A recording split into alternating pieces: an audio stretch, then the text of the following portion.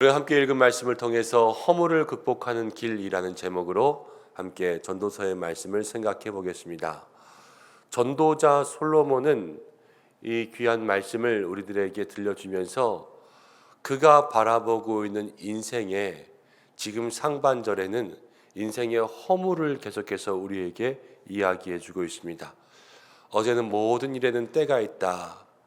갈 때도 있고 멈출 때도 있고 기뻐할 때도 있고 즐거워할 때도 있고 태어날 때도 있고 장사할 때도 있고 이 모든 때가 있지만 그 모든 때 가운데 인간들의 삶을 가만히 보면 수고와 인생에 정말로 하나님 주시는 그러한 모든 짐들이 가득한 것을 보지 않았습니까?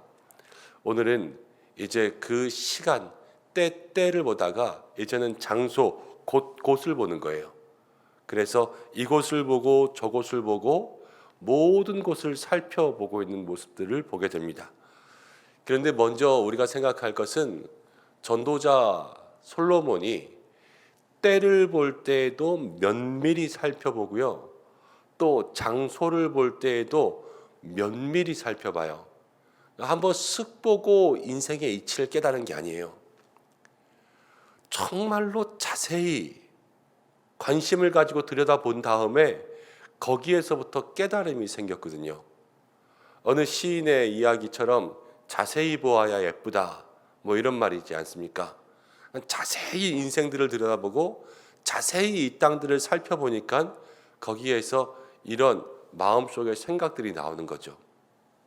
사랑하는 여러분, 우리가 세상 살면서 좀 자세히 보는 것들이 있어야 돼요. 일할 때도 그래요. 일할 때도 제가 보니까 그냥 쓱 보고 일하는 사람보다 자세히 생각하고 이것저것 관찰하고 이것저것 고민해 보는 사람들이 일도 잘해요.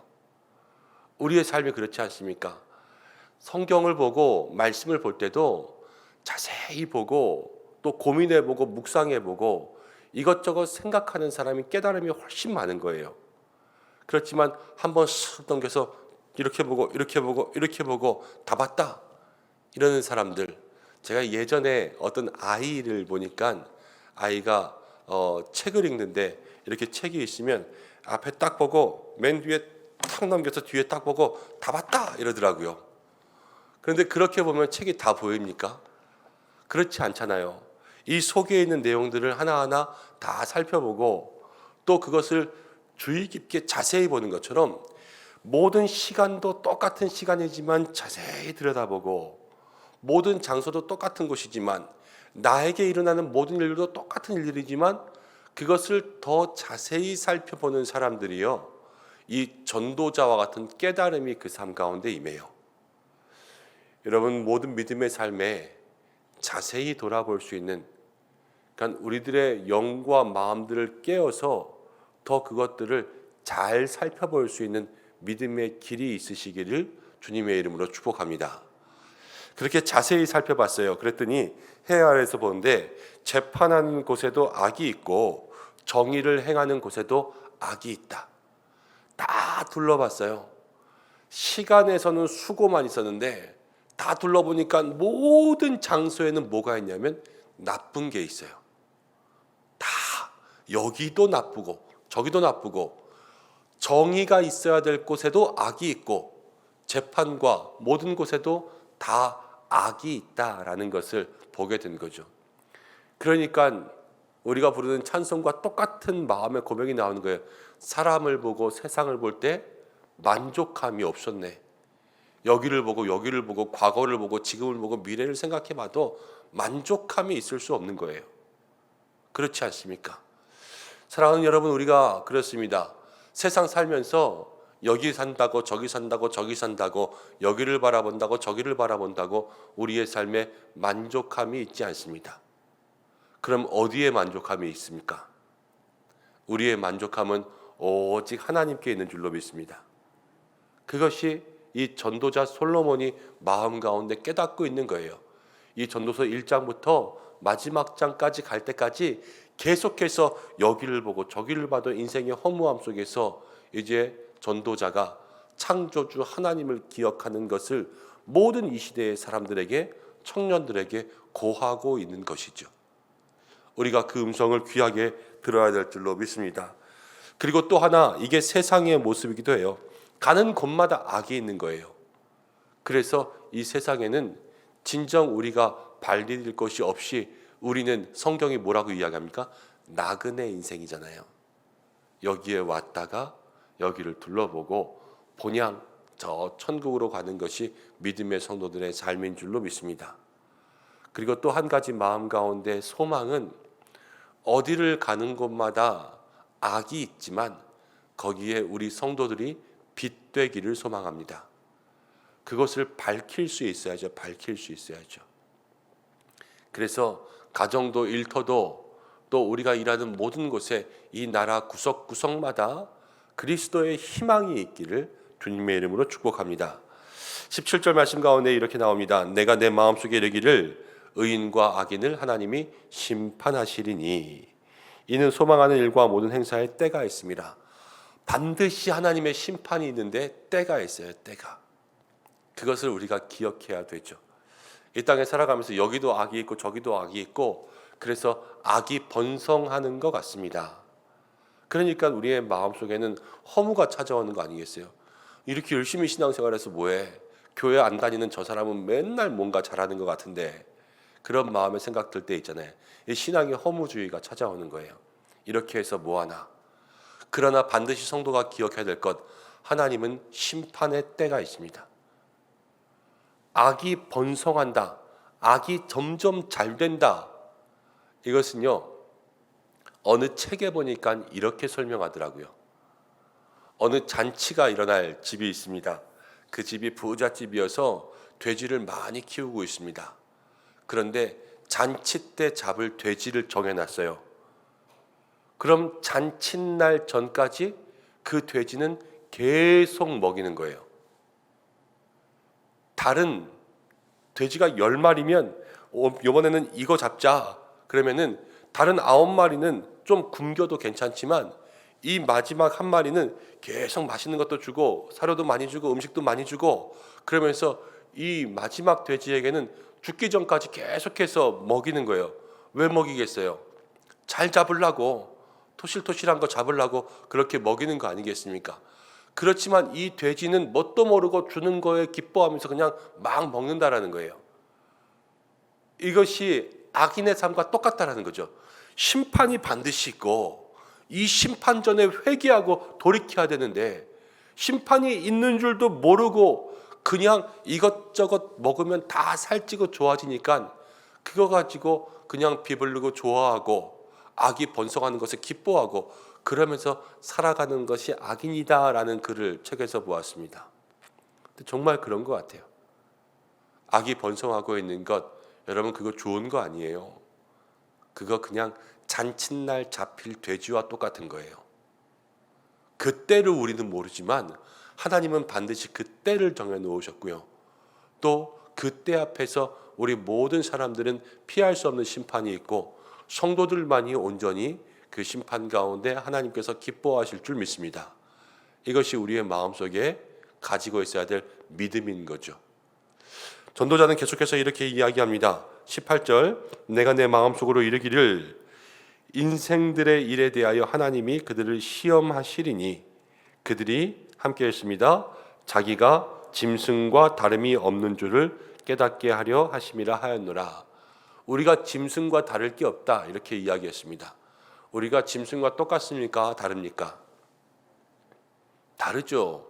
사람은 생각하는 동물이고 사람에게는 창의력이 있고 또 협동심들이 있고 감정이 있고 또 모든 것들이 동물과 다르죠. 그런데 왜 동물과 똑같이 했을까? 이렇게 생각해서 쭉 읽어보면 사람이나 동물이나 피할 수 없는 한 가지가 있는데요. 그건 뭐냐면 누구나 다 죽는다라는 거예요. 뭐 300년, 400년, 500년 사는 동물들이 있다고 해도 그들도 다 마지막에는 죽어 어떻게 되냐? 한 줌의 흙으로 돌아가고 사람도 다 똑같이 한 줌의 흙으로 돌아가는 것이 모든 피조물들의 인생이라는 거죠. 그렇지만 사람들에게는 무엇이 있냐? 영이 있고 혼이 있어서 그것이 죽을 때에 이 영과 혼이 다 하나님께 맡겨진다 이렇게 이야기합니다. 그렇지만 짐승들의 혼은 땅으로 내려가더라 라는 것을 전도자가 깨닫고 이야기하죠. 자, 어차피 다 죽어요. 어차피 다 죽는 것도 똑같이 다 죽을 건데 뭐 이렇게 해서 뭐하고 저렇게 해서 뭐하고 마지막에 들어가는 건 다 똑같은 그 좁은 몸 사이즈만은 그 관 한 짝 아니냐. 일이 살아서 뭐가 필요하냐. 이렇게 생각할 수 있죠. 이것도 인생의 허무가 찾아오는 거예요. 아까 악인들의 번성을 볼 때도 인생의 허무가 찾아온다 그랬죠. 이렇게 신앙생활에서 뭐해. 그런데 다 죽는 것들을 생각할 때도 어차피 죽을 거 뭐 이래서 뭐해. 이것이 또 하나 인생의 허무가 찾아올 수가 있어요. 그렇지만 성도들은 이 허무 속에서 극복해야 될 이유 하나는 하나님이 우리의 마지막 때를 아시기 때문이고, 우리는 이 땅 가운데 끝나는 것이 아니라 영원의 삶을 살아가는 사람들이기 때문에 이 허무를 극복해야 되는데 어떻게 극복할 수 있냐?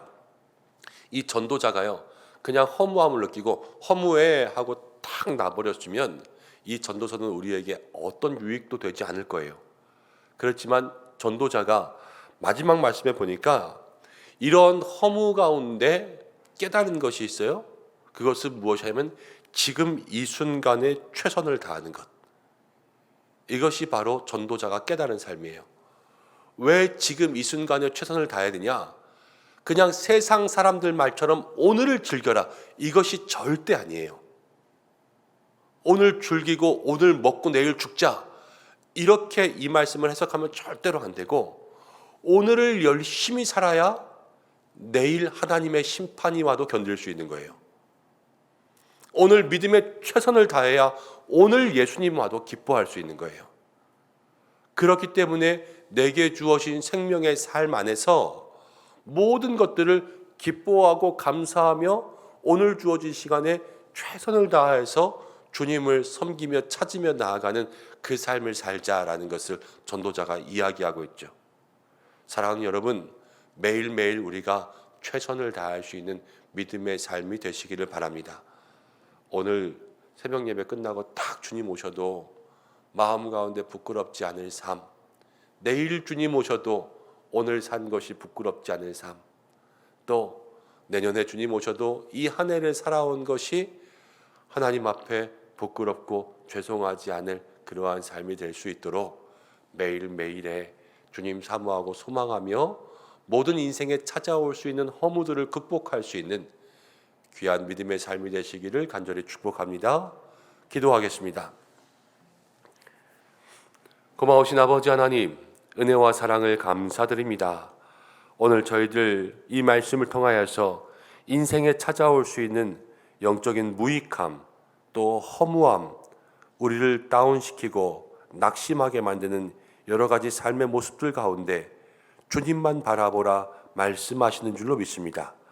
나에게 주어진 모든 일들과 내 주변과 모든 사람들을 자세히 면밀히 살펴 그 속에서 지혜와 깨달음을 얻을 수 있는 우리 모든 믿음의 성도들이 되게 역사해 주시옵고, 또 하나님, 모든 악인의 번성과 또 죽음이라는 인생의 마지막 앞에서 영원을 사모할 수 있는 믿음과 하나님의 심판을 기억할 수 있는 우리 모든 성도들이 되게 하여 주옵소서.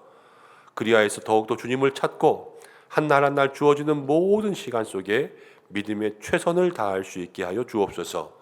이 한 날도 우리 사랑하는 은성의 모든 성도들을 기억하여 주셔서 하나님 저 하늘로부터 축복하여 주시고, 행하는 모든 일 가운데 주께서 동행하여 주시고, 영육의 강건함 더하여 주시고, 하나님 마음 가운데 고민하는 어떤 것이라도 주님 앞에 나올 때 해답을 얻을 수 있도록 역사해 주시고, 가정과 특별히 자녀들의 삶 속에 하나님께서 은혜와 은총 더하여 주셔서 학교로 가는 길부터 직장으로 가는 모든 길까지도 하나님께서 안전케 하여 주시고, 이 한날의 기쁨과 감사가 넘칠 수 있도록 역사하여 주옵소서. 특별히 사랑하는 교회의 날마다 믿음의 영혼들과 함께 더불어 사랑하는 교회를 든든히 세워갈 수 있는 하나님 새로운 만남의 축복 허락하여 주심을 감사드립니다. 보내주시는 모든 영혼들, 또 맞이하는 모든 영혼들, 사랑하는 우리 은성에 속한 모든 성도들이 날마다 하나님 나라의 공동체를 세워갈 수 있는 믿음의 아름다운 일꾼들 될 수 있도록 도와주시고, 어디에 있든지 발로 밟고 있는 모든 땅에 하나님 역사하여 주옵소서. 이 한 날 기도하는 모든 제목들 들어 응답하여 주시기를 간절히 원하오며 예수님의 이름으로 기도드립니다. 아멘.